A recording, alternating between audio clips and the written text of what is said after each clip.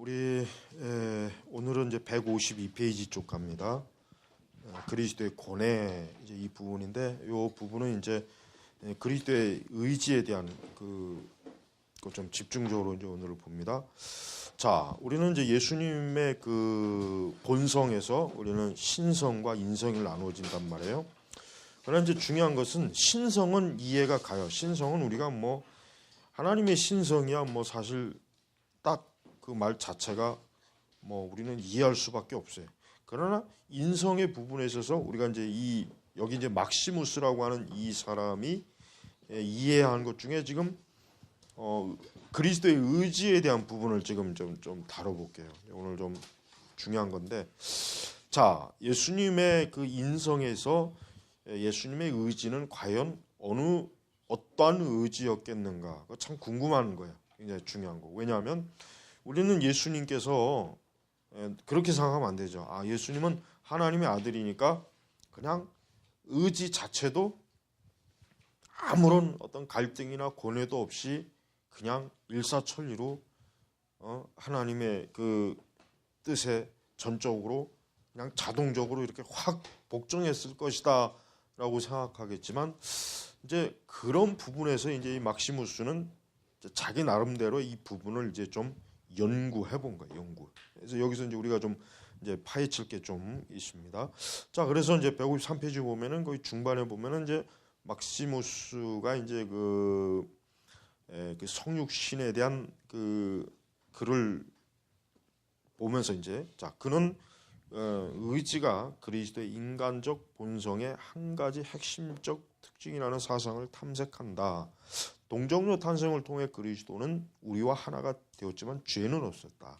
죄 때문에 우리는 하나님께 흔히 하나님께 반항하고 우리의 의지는 대항한다. 우리의 의지는 한쪽으로 치우쳤고 다음엔 다중으로 치우친다. 하지만 본질적으로 모든 죄에서 자유로운 그리스도 안에 그가 단순한 인간이 아니라 성육신하신 하나님이기 때문에 그의 의지 안에 하나님과 반대되는 것이 전혀 없다. 자, 그러니까 지금 예수님의 의지라고 하는 게 이게 이제 우리하고 이제 구별해 봐요. 우리 자신의 의지와 이제 좀 여기서 이제 구분하면 되겠어요. 우리 자신은 우리가 비록 거듭나고 중생 같다고 해도 우리의 의지 자체가 100% 하나님의 뜻을 순종하는 건 아니에요. 우리가 너무 잘 알아요. 자기 자신이 잘 알 거예요. 그런데 그렇다면 예수님은 어떨까? 예수님은 과연 어떨까? 이제 요게 이제 중요한 관건이에요. 그러니까 지금 여기 우리가 이제 잠깐 여기 책에서 봤지만은 지금 막시무스는 이제 결론을 어떻게 냅니까? 예수님은 분명히 그분 자신의 의지는 뭐예요? 하나님의 그 전적인 뜻에 어때요? 반대되는 의지를 나타내지 않았을 것이다라고 하는 것을 지금 얘기하는 거예요. 그러나 이제 보통 이제 우리가 이제 그 예수님께서 겟세마네 동산 거기에 보면 이제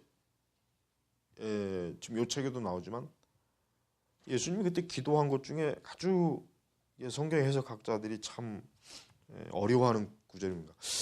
예수님이 정말 이 잔을 내게서, 그러니까 아버지의 뜻이거든 이 잔을 내게서 옮기시옵소서라고 하는 이 기도가 상당히 문제가 되는 그 기도 제목이에요.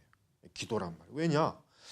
진짜 예수님이 정말 그 잔을 피하고 싶어 했을까라고 하는 것과 그냥 하나님의 뜻이 하여튼 뭐든지 간에 하나님의 뜻을 따르겠습니다라는 그런 걸까? 그러니까 왜 굳이 예수님이 이 기도를 했는가? 왜냐하면 그 다음 구절에 우리가 이제 성경 기억해 보면은 결국은 아버지의 뜻대로 되기를 원하나이다 이렇게 기도했잖아요. 근데 왜 그렇게 기도할 것이면서 왜 굳이 또 만일 아버지의 뜻이거든 이 잔을 여기서 옮기시옵소서, 왜 이 기도를 했냐 이거예요. 왜? 그러니까 지금 이 기도가 과연 예수님의 의지를 살펴볼 때 이 하나님의 그 뜻을 전적으로 따르고자 하는 뜻이 과연 예수님에게 온전하게 혹시 없었던 건 아니냐라는 그 주석학자들의 성경신학자들의 얘기가 상당히 참 오해가 될 일이에요. 그러나 이제 우리 이 막시무스는 사실은 이제 그런 부분에서 예수님께서 결국은 아버지의 뜻대로 되기를 원합니다라는 기도와 그 다음에 결국은 진짜 십자가에서 그 쓴 잔을 마셨다 이거예요. 그러니까 우리 막시무스는 결국 이것은 뭐랍니까? 예수님의 말씀은 저항이나 공포가 아니라 뭐예요? 완벽한 동의와 일치다. 이렇게 그러니까 예수님은 절대로 그러니까 예수님 자신의 의지는 십자가를 지고 싶지 않은데 그걸 하나님 아버지께 강요한 게 아니다.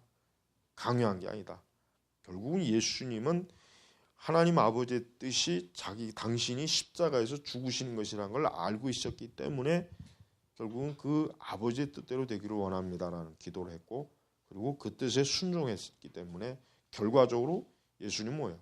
하나님 아버지와 완벽한 하나님의 뜻에 완벽하게 해야 돼요.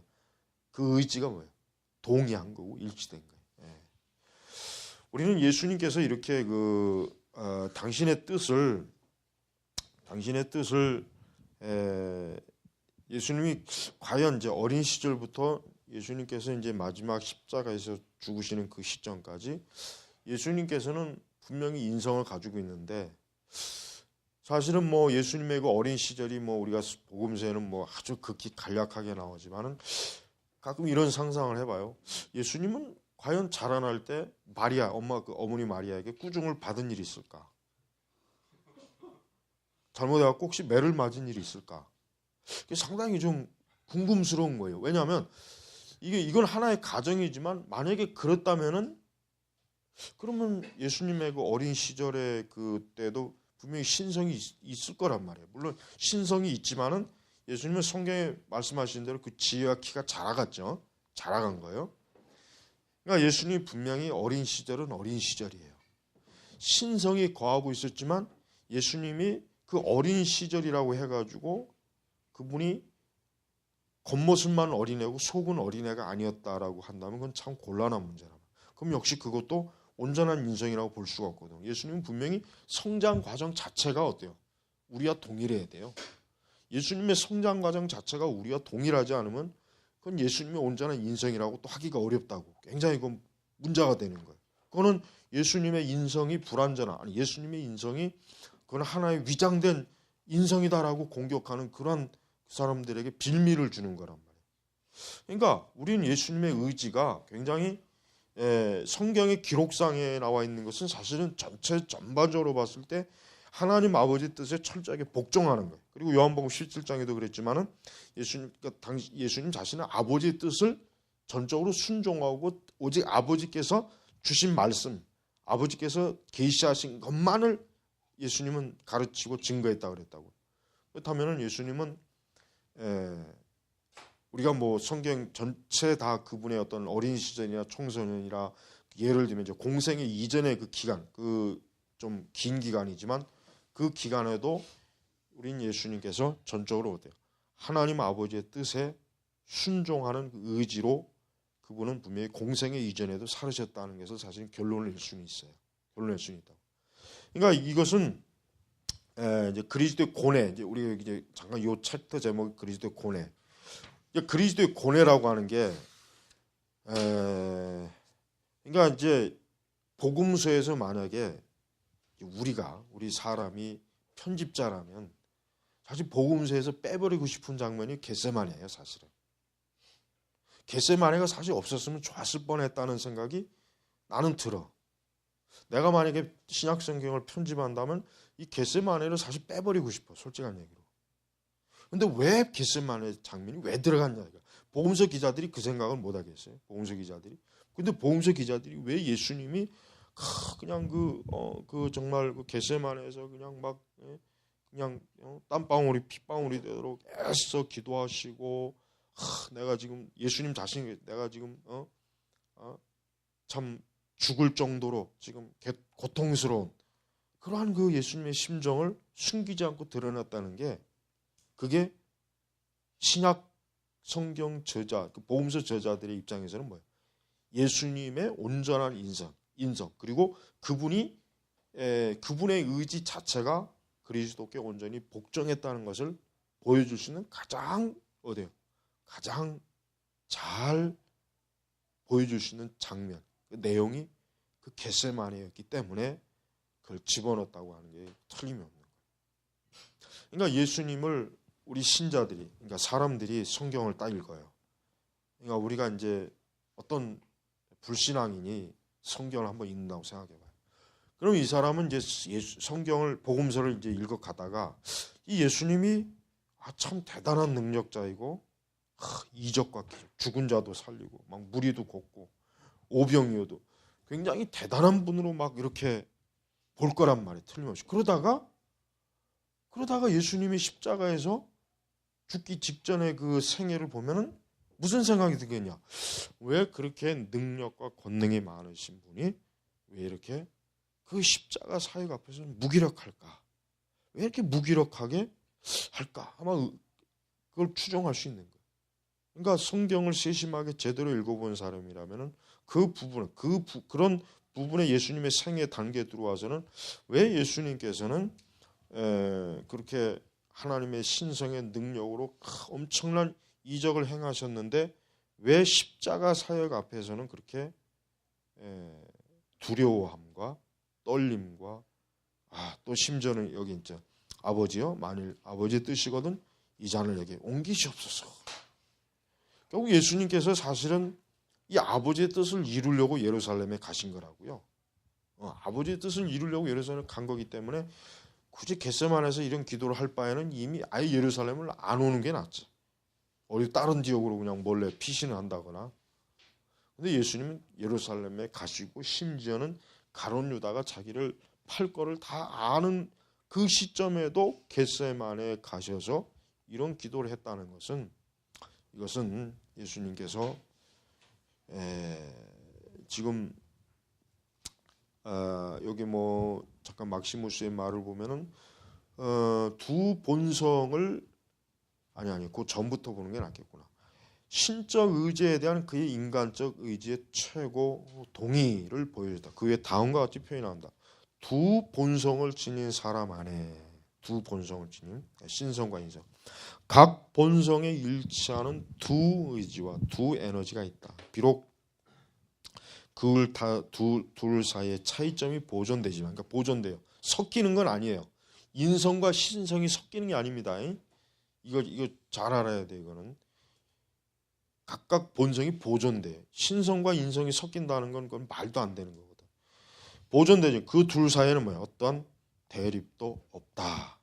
이거 없다. 그러니까 예수님의 인성은 예수님의 신성의 거부감이 없이 그분은 하나님께서 그분에게 계시하시고 알려주신 하나님의 그 뜻에 전적으로 따르는 그러한 예수님에게 주어진 고난에 대한 전적인 순종, 자발적 의지, 전적으로 그 뜻에 어떤 항의라든가 어떤 도피 아니면 뭐 자기 연민, 뭐 어떤 자기 경멸, 아니면 그냥 어떤 인간적인 그냥 막연한 어떤 두려움, 그런 게 빠지지 않고 전적으로 뭐야? 결국은 내 원대로 마옵시고 아버지 원대로 되기를 원하나이다는 이 기도 같이 그분은 완벽한 동의와 일치로 자기의 인성을 어때요? 하나님에게 철저하게 복종했다 하는 것을 우리가 여기서 좀 이 막시무스는 이제 그렇게 아주 탁월하게 지금 이 부분을 잘 이해했습니다. 그러니까 우리는 예수님의 인성이라고 하는 것을 하나님께서 왜 우리에게 하나님께서 왜 하나님의 아들이 이러한 겟세마네에서 어떤 고뇌함을 보여준 이유는, 하나님께서 왜 그거를 우리에게 기록된 계시를 통해서 보여준 이유는, 하나님께서 결국 뭐예요? 이 하나님의 아들 예수, 독생자 예수님이 뭐예요? 당신의 뜻을 그의 신성뿐이 아니라 인성으로도 온전히 복종했다는 것을 보여주는, 즉 우리에게, 우리 그리스도인, 우리 사람들에게 보여주는 아주 가장 구속의 사역의 어떤 절정을 나타내 사실 보여주는 거예요. 그래서 예수님은 이러한 그 겟세마네의 고뇌를 통해서 예수님이 사실 인성의 모든 연약함을 다 보여줬어요. 사실 예수님이 오히려 그 뭐 겟세마네 기도가 없다거나 아니면 뭐 당당하게 막 십자가를 그냥 2개, 3개씩 들고 간다거나 뭐 이런 겟세마네 고뇌 기도가 없다면 과연 그런 모습을 보고서 과연 죄인들이 예수님에게 올 수 있을까요? 예수님에게 오기가 어려워요. 오히려 우리는 예수님이 이런 연약함이 오히려 죄인을 이끄는 그분의 그 사랑과 긍휼의 모습을 담은 모습. 그러니까 우리는 성경에서 하나님께서는 특별히 예수님을 통해서 우리는 하나님께서 죄인들에게 말씀하시는 게 뭐냐면 예수님은 단순히 우리 사람들에게 어떤 큰 능력과 아주 완벽한 지혜와 그냥 대단한 막 무언가로만 나타내시는 분이 아니라 뭐야? 지금 우리가 겪고 알고 있는 모든 시련과 고통을 그대로 예수님 자신이 뭐예요? 그분도 맛을 보셨고 그분도 그것을 거치셨고 그분이 그것을 통해서 죽음을 맛보셨고 고뇌의 사람이라는 것을 보여주기 위해서 죄인들이 그래서 죄인들이 낙심하지 않고 뭐예요? 하나님에게 나오도록 기꺼이 뭐예요? 그 하나님의 그 연약한 모습을 보여주는 거예요. 이게 바로 복음의 초청이에요. 그런데 비해서 오늘날 그 거짓 복음들은 뭐예요? 슈퍼맨이잖아요. 너무 강해요. 그러니까 오늘날 교회는 예수님의 그 엄청난 강함, 위대함만 막 증거하지 예수님의 이 연약함은 마치 예수님의 연약함을 드러내는 게 기독교의 기독교를 약하게 보여주는 약점이라고 생각하는 것 같더라고요. 지금 이 신복음주의들은 사실은 그게 아니잖아요. 사실 하나님께서 당신의 신성을 보이시는 것도 대단한 거지만은 그 연약한 인성을 보이시는 건 얼마나 참 뭐라 할까 말로 닿을 수 없는 은혜란 말이에요. 은혜. 아까도 우리가 이게 보기지만은 황송한 자기 비하. 황송한 자기 비하라는 말이 이게 얼마나 참 표현이 너무 적절하잖아요.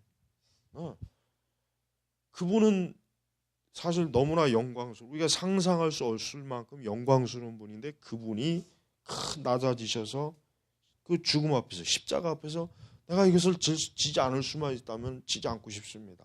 이 잔을 피할 수만 있다면 그러나 아버지 뜻대로 하시옵소서. 그러니까 이 모습 자체가 뭐예요? 죄인들에게 예수님에게 접근하게 해주는 거예요. 여러분 사람이라고 하는 것은 완벽한 사람은 있기가 불편해. 우리가 어떤 사람하고 사귈 때 머리끝부터 발끝에 너무 완벽하면 어때요? 그 사람하고는 부담스러워요. 함께 있기가 겁나는 거예요. 인간의 본성이 그렇다고. 인간의 본성이 완벽해지고 싶다고 해도 사실 모든 면에서 완벽한 사람이 옆에 있으면 그 부담스럽다. 힘들어. 그 사람은 가까이 하기가 어려워. 그런 사람 친구가 없어요. 그 사람 친구가 없어요. 누가 그런 사람을 친구로 두고 싶어 하겠어? 그러니까 하나님께서 뭐야? 이런 연약함을 보이신 건 뭐야? 결국 얼마나 우리 수많은 죄인들이 연약해요. 우리의 죄를 짓는 것도 연약하고 우리의 심령도 연약하고 뭐 진짜 머리끝부터 발끝까지 뭐 성한 데가 없잖아요. 성경의 표현대로. 바로 예수님은 우리의 그런 것들을 너무나 그런 것까지도 예수님은 뭐야? 죄인들의 눈높이에 맞춰주신 거란 말이에요.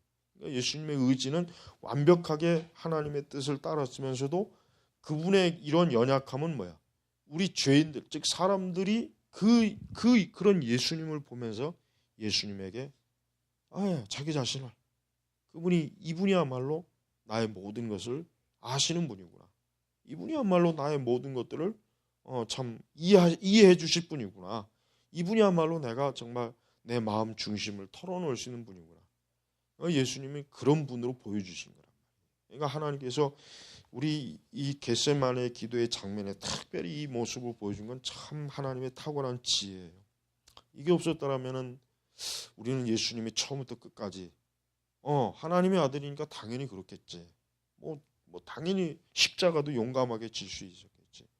그런 생각 같지만 예수님에게 선뜻 죄인들이 다가가지는 않았을 것 같아요. 죄인들은 오히려 이러한 예수님의 이 무릎 정말 겟세마네에서 이 제자들을 데리고 그분이 그냥 몇 번씩 3번씩 반복해가면서 같은 기도를 드릴 정도로 그분의 그 인성의 그 연약함을 보여주신 것은 바로 죄인들로 하여금 뭐예요?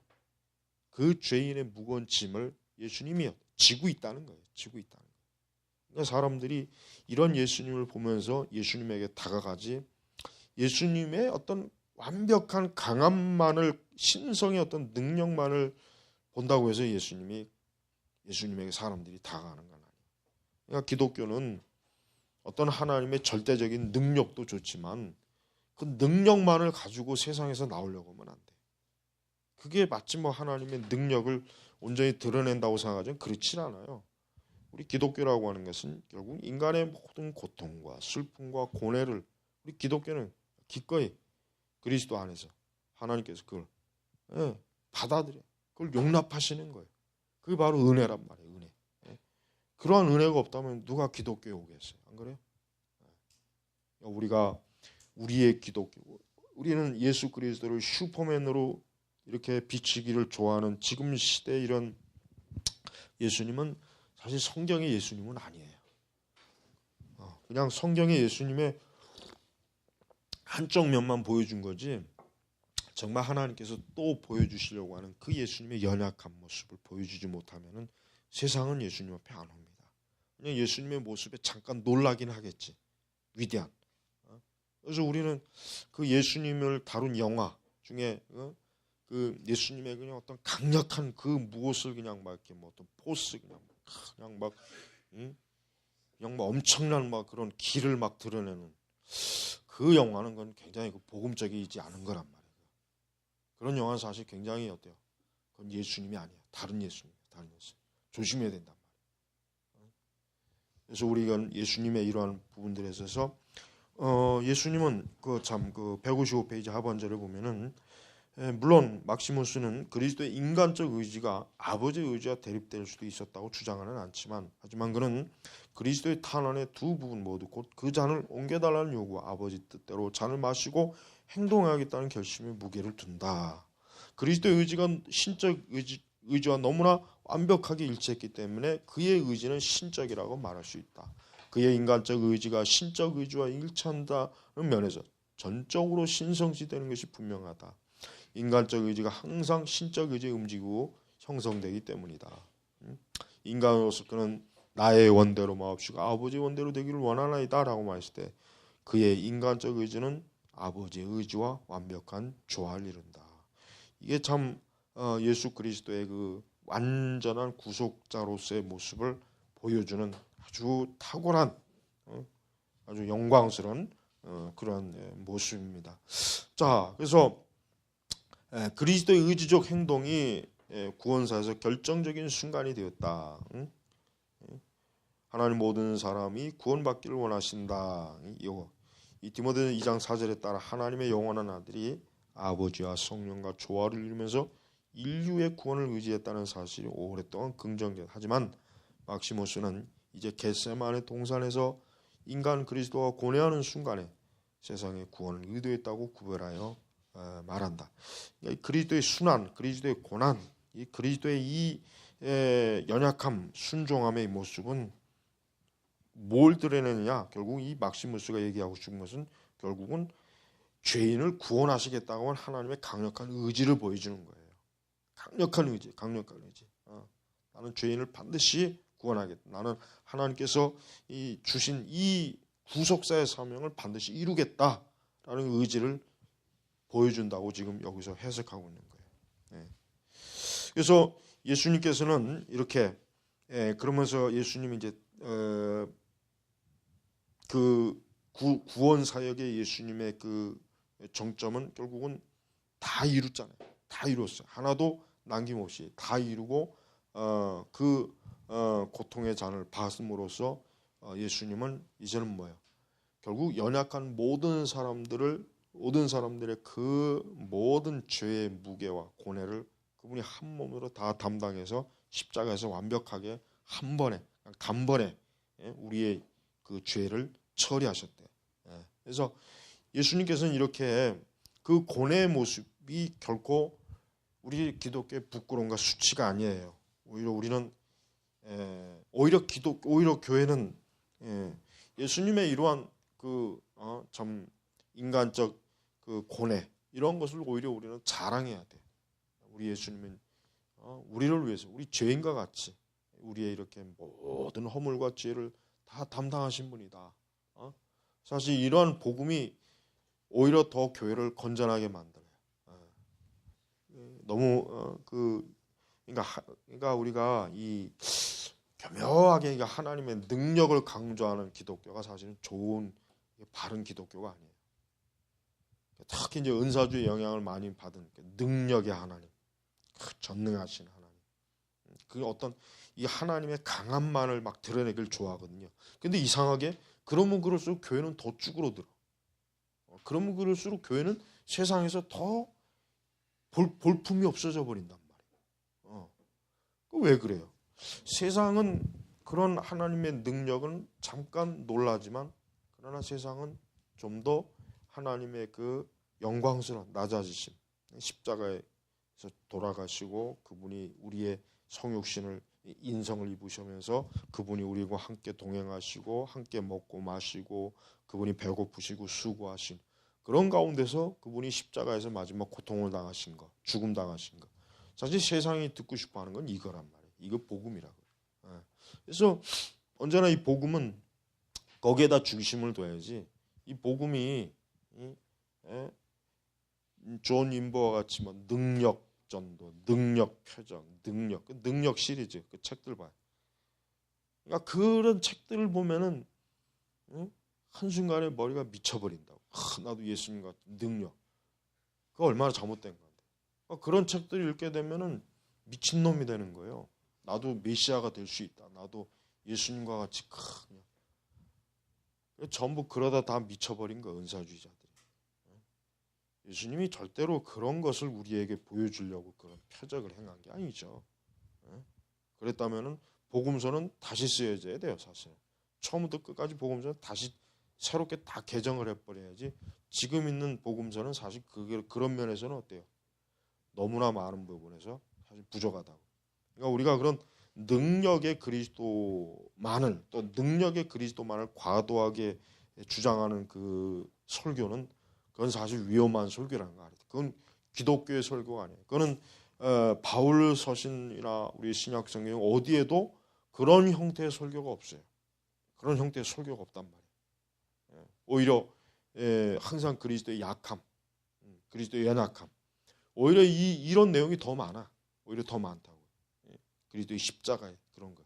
우리가 그런 걸 제대로 본다면 지금의 이 교회가 제시하는 예수님, 교회가 마치 예수님께서는 너의 모든 문제를 다 해결할 수 있어.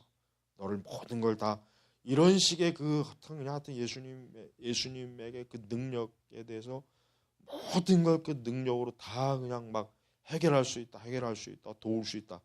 이거는 뭐예요? 이거는 기독교 복음이 아니라 이거는 다른 복음, 다른 기독교라고, 다른 기독교. 그거를 구별을 해야 되는데 여전히 이제 그런데 사로잡힌 사람이 많다는 거는 이거는 참 안타까운 일이에요.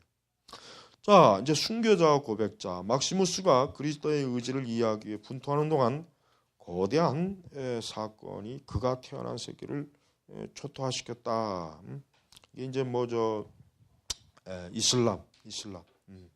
이슬람의 이제 이슬람이 이제 전 세계에 이제 그 같은 퍼지는 그러한 사건이죠. 이슬람으로 인해서 엄청난 그 중동과 그 유럽, 특히 동유럽 이런 지역들까지 엄청난 그 특히 이제 콘스탄티노플 같은 경우 이런 경우는 뭐 이슬람에 정복돼 가지고 아주 엄청나게 그냥 참 기독교가 완전히 그냥 거기에서 싹 밀려나는 그러한 사건이 일어나죠. 그러니까 이런 엄청난 그 사건 속에 이제 기독교는 이제 좀 더 새로운 이제 상황에 이제 이렇게 직면한 거예요. 그러니까 더 이상 기독교만을 이제는 생각하면서 지낼 수 있는 상황이 아니에요. 이제는 이교도들의 적극적인 그 개입, 그다음에 이제 로마 교회 자체도 이제 서서히 로마 교회 자체에도 이제 자꾸 로마라고 하는 그 하나의 교구가 이게 어느새 마치 로마가 마치 이제 기독교로 전체를 대표하는 그런 대표성을 띠는 그러한 일이 자꾸, 그러니까 콘스탄티노플은 시간이 가면 갈수록 영향력이 축소되어져요. 그 예루살렘도 마찬가지고, 그러나 로마는 가면 갈수록 커져요. 로마는 가면 갈수록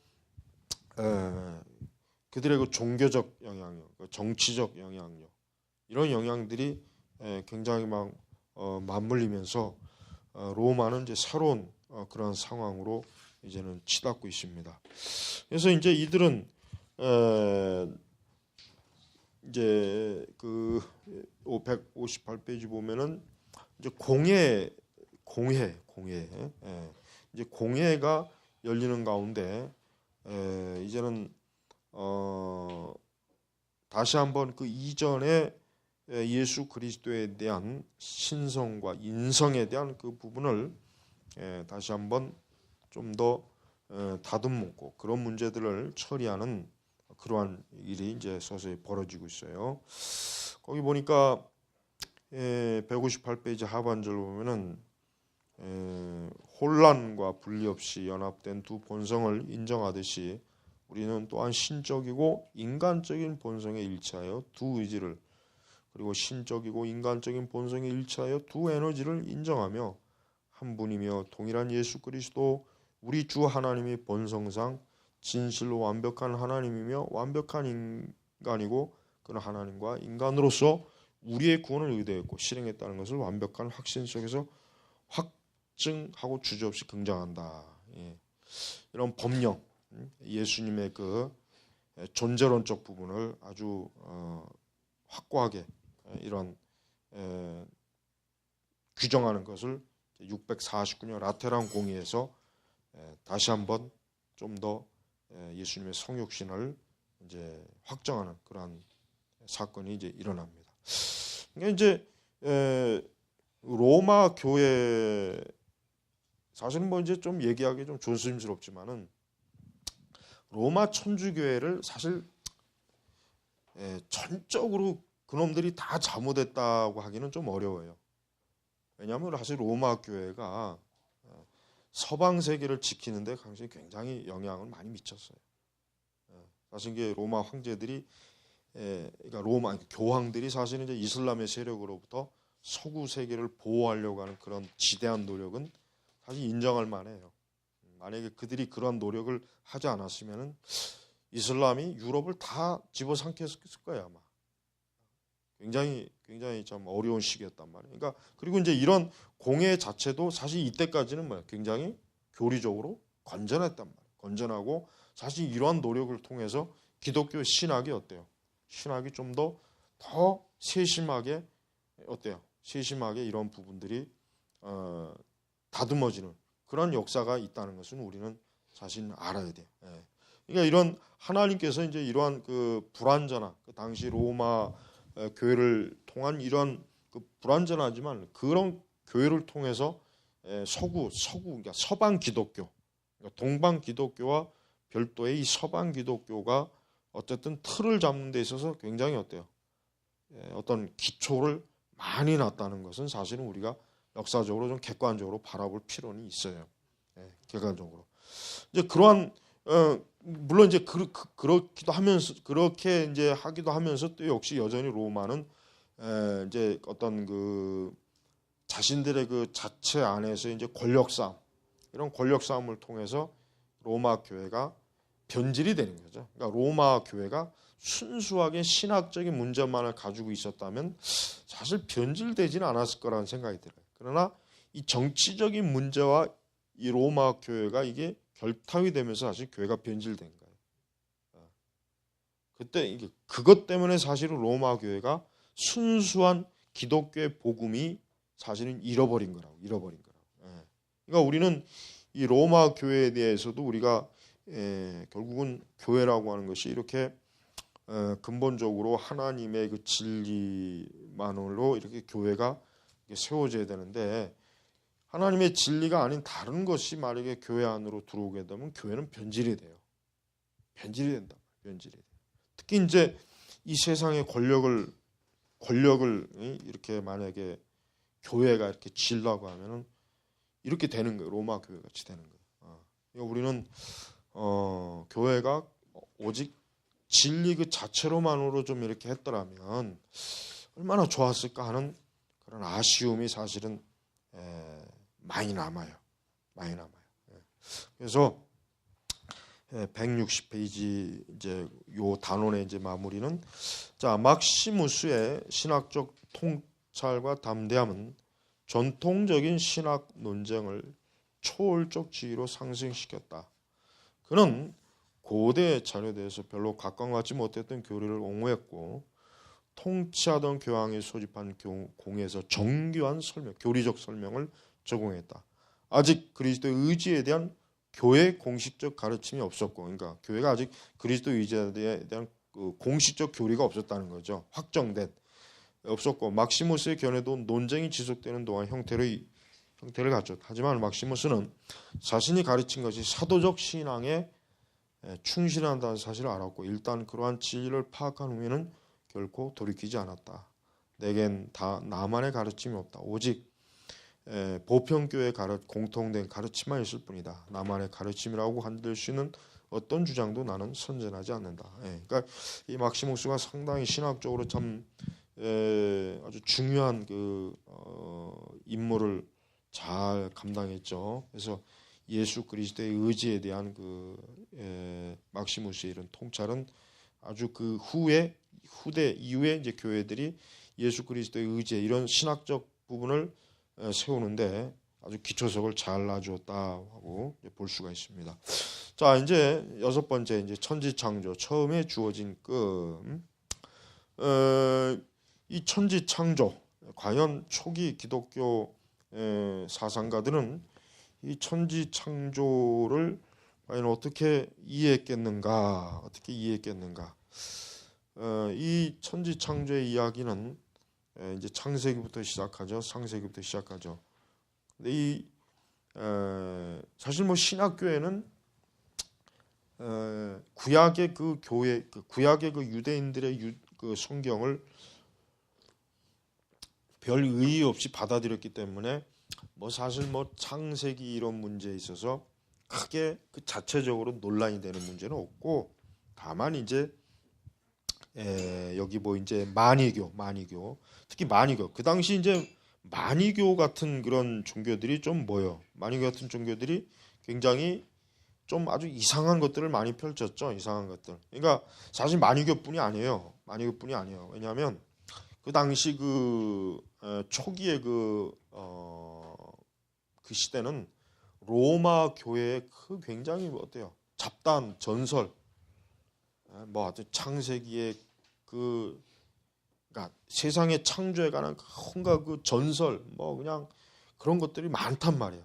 그런 것들이 굉장히 막 그냥 뭐라 그럴까, 막 그냥 복잡하게 이런 게 많단 말이에요. 이제 그런 가운데서 이제 기독교 사상가들은 특히 이제 그 구약 성경에서 이제 창세기의 그 세상의 창조 이건 굉장히 중요한 문제. 왜 중요한 문제냐? 이것은 철학적으로 그리스 철학자들이 우리가 그리스 철학의 그 주제 중에 굉장히 그리스 철학자들이 중요하게 여긴 문제가 뭐냐면 이 세상의 만물의 기원에 대해서 그 사람들이 굉장히 관심이 많았다고.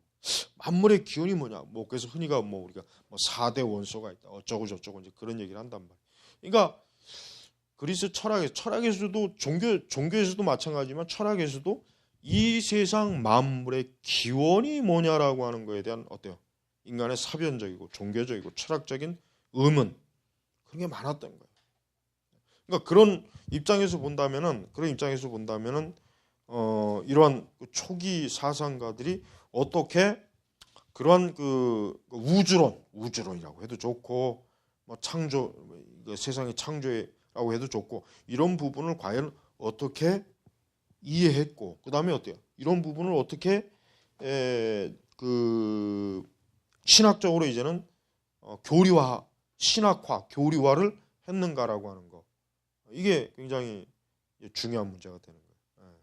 그러니까 우리는 지금도 그렇지만은 뭐 지금이야 이제 물론 이 세속적 우주 물리학이나 이런 다윈 이런 것 때문에 어떤 기독교의 창조 교리나 이런 게 사실은 뭐 무시되지만 또 이런 초기 기독교 시대에는 또 역시 뭐예요? 아까 얘기했지만 그리스 철학에 의한 이 우주적 철학적 이해 이게 또 상당히 어때요? 우리 기독교에 도전을 주는 그러한 것들이라는 걸 우리가 알아야 돼요. 이게 그렇게 간단한 문제가 아니란 말이에요. 그래서 이런 부분에서 우리는 이 장을 이제 좀 살펴보는데 여기 이제 그 뭐 바실리우스 같은 사람, 이제 바실리우스를 통해서 이제 한번 좀 보면 될 것 같아요. 164페이지에 보면은 바실리우스가 창세기 1장에 대해서 영속적으로 설교했던 것이 바실리우스의 6일간의 창조의 사역은 고대 기독교의 가장 아름답고 세련된 문학 작품 중 하나일 뿐 아니라 창세기에 묘사된 세계 창조의 심오한 묵상으로서 교부 문학의 황금기에 출현한 성숙하고 노련한 운변가의 수작술의 정수다. 곧바로 이 작품을 존중하는 사람이 생겼다. 이제 그 20년에 이제 그 다음 이제 암브로시우스 유명한 그 어거스틴을 인도한 기독교를 이끈 암브로시우스도 이 6일간의 창조에 대한 설교를 준비하면서 바실리우스의 설교를 이용했고 어거스틴 자신도 창세기 주석을 쓰기 전에 6일간의 창조 사역을 참고했다. 그다음에 이제 유스타티우스도 역시 이것을 이제 라틴어로 번역했다. 그러니까 이 바실리우스가 이제 기독교 사상가들 중에 가장 이 우주론, 이 창조론에 대해서 어때요? 제일 체계적이고 후대에 영향을 주는 그러한 신학적 작업을 했다는 얘기야. 한마디로 얘기하면. 그는 이제 니케아 신앙을 방어하기 위해 자신의 역할을 역동적으로 수행했다. 그러니까 정통 교리적인 면에서 바실리우스는 아주 열심히 했다 이거죠. 그래서 삼위일체에 대한 최초의 논문 그걸 집필하고 그 다음에 이제 역시 또 목회 사역 목양자로서의 그는 여러 가난한 자들, 병든 자들 그런 오늘날로 얘기하면 이제 어떤 이런 가난한 자들을 위한 어떤 그 활동 그런 활동도 많이 했고, 네 그렇게 이제 굉장히 여기 뭐 다재다능하다. 그러니까 지적으로도 뛰어나고 활동적으로도 어때요? 활동적으로도 굉장히 기독교에 아주 활력을 불어넣는 그런 사람이다라고 하는 것을 얘기하는 것입니다. 자 이제 좀 뒤로 넘어가서 166페이지 보면은 그레고리우스에 따르면 창조의 6일에 관한 바실리우스의 설교는 교양 있는 사람들뿐만 아니라 그 당시 많은 사람들에게 그러니까 많은 사람들이 모여 있는 그러니까 그러니까 어떤 지적인 뭐 철학자들이나 어떤 무슨 뭐 지성인들만이 아니라 노동자, 장인, 가정주부, 시끄러운 이런 젊은이들 그런 교회에서 행해진 것이다. 그렇겠죠? 그러니까 이 바실리우스의 6일간의 창조는 단순히 어떤 학문적인 사변적인 그런 철학적 글이 아니라 실제적으로 사람들이 하나님께서 이 우주와 세상, 이 세상을 어떻게 창조했는지에 대한 어때요? 객관적인 접근으로 지금 나타냈다라고 하는 것을 우리가 알 수 있습니다. 자, 바실리우스는 일종의 제목으로 태초에란 문구를 취하여 그의 첫 설교 전체에서 지속적으로 사용했다. 태초에. 성경에서 가장 첫 번째 나오는 용어예요. 그죠? 태초에. 그러니까 말 그대로 이 세상이 시발점, 시초, 이 세상이 태어나는 그 순간, 그러니까 그 말 자체가 이제 태초라는 거죠. 그래서 이 태초에 이러한 용어를 써가면서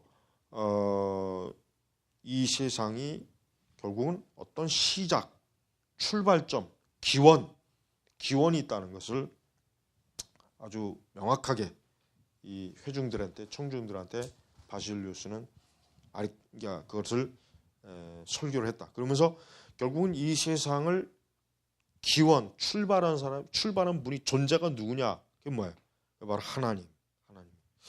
그러니까 우리는 이제 아까 뭐 얘기했지만 그리스 철학이 뭐 물, 불, 그다음에 흙, 또 뭐냐 그 뭐 4대 원소라고 뭐가 있죠? 그게 이제 뭐 우주의 어떤 근본 구성 원인이다 이게 되고. 그다음에 이제 뭐 아까 얘기했죠. 뭐 만이교나 뭐 잡동사니 종교들은 그 무슨 아직 어떤 신화 같은 존재들이 막 세상을 어떻게 특히 뭐 이집트 신화 같은 경우는 더 아주 말도 안 되는 조잡한 그 얘기로 신화로 이 세상을 창조했다고 그렇게 얘기하죠. 그러니까 그런 거에 비해서 그런 것들이 다 뭐예요? 비인격적이거든. 그러니까 그 당시 기독교의 우주론은 뭐예요? 인격적 개념으로 출발한 거예요. 인격적.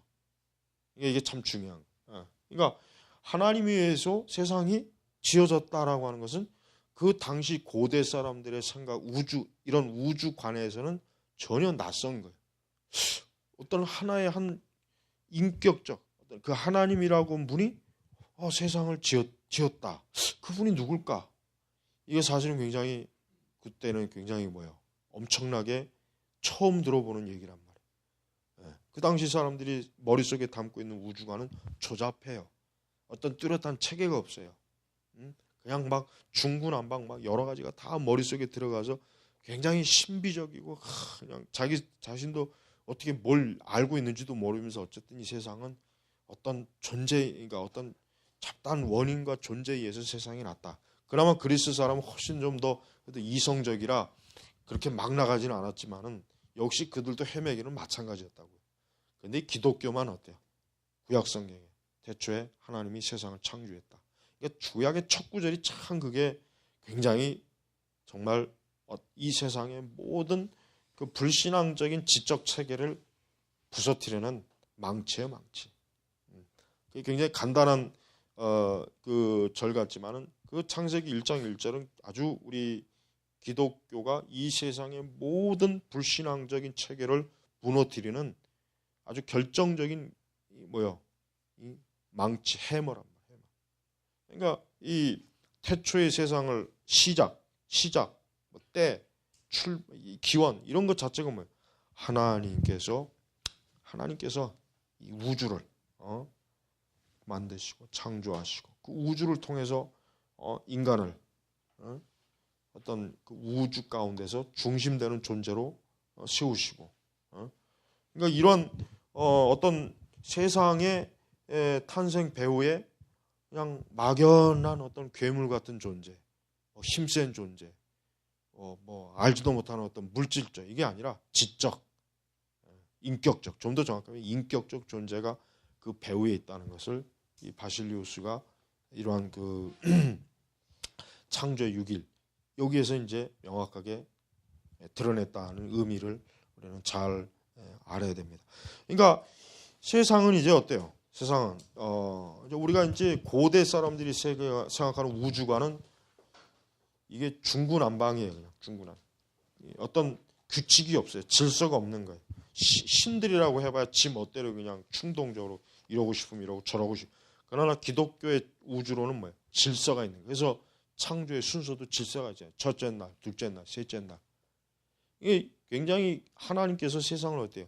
하나님의 질서로 세상을 딱딱딱 체계적으로 그냥 아무거나 아무 때나 그냥 이렇게 만든 것이 아니라 모든 것이 그 적절한 관계 속에서 순서 속에서 딱딱딱딱 만들어놨다는 체계 자체가 어때요?